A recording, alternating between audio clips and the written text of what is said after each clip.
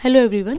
सो आज H TET का score card आया था जिसमें मेरे मार्क्स मैं यहाँ स्क्रीन पे भी लगा दूँगी। पेडागोजी में 14 मार्क्स थे, हिंदी इंग्लिश में 16 है, मैथ्स रीजनिंग जीके में 14 है और सब्जेक्ट में 34 है और ओवरऑल जो बना है डेट इज़ 78। सो अब ऐसा है ना कि जब रिज़ल्ट आता है, जब वो आपको लगता है कि हाँ शायद वो 10-12 नंबर और आ जाते तो क्लियर हो जाता। तो अब ऐसा है कि जब मैंने देखा तो उस टाइम मेरे को भी ऐसा लगा कि भाई हाँ शायद थोड़ी सी जो कमी रह गई थी, जो वो मल्टीपल टाइम रिवीजन वाली चीज़ें रहती है। ऐसा होता है ना बहुत सी चीज़ें हमें आती है लेकिन वो हमने रिवाइज़ नहीं किया।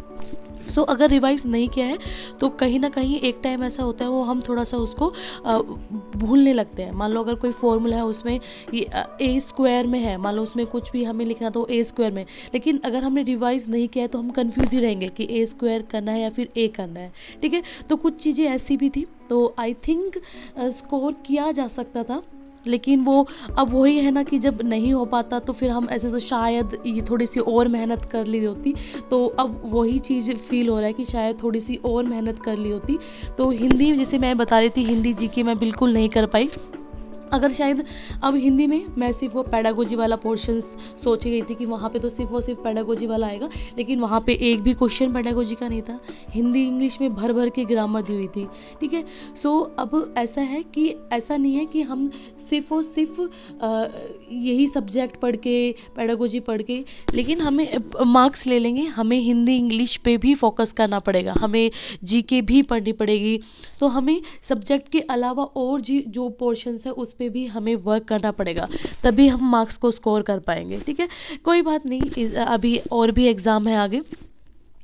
एक बार जब भी होंगे एग्ज़ाम फिर से उसके लिए अच्छे से प्रिपेयर करेंगे और उसका अच्छे से मल्टीपल टाइम रिवीजन करके चीज़ें करेंगे। हिंदी इंग्लिश पे थोड़ा वर्क करेंगे, जहाँ भी कमी रही है उसको सुधारने की कोशिश करेंगे।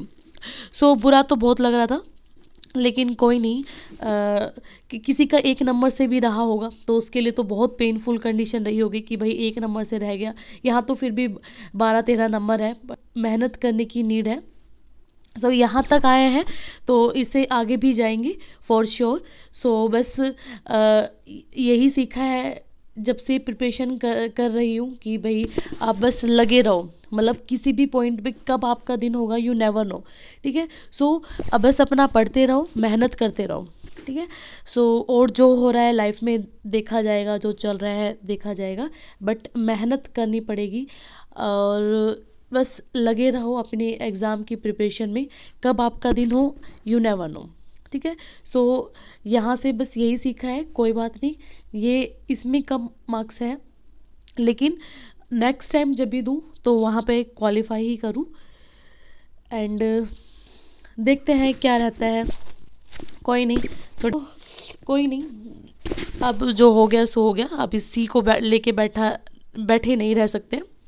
ठीक है, और मेहनत करने की नीड है और करनी पड़ेगी अगर एग्ज़ाम निकालना है तो। ठीक है, सो कोई नहीं।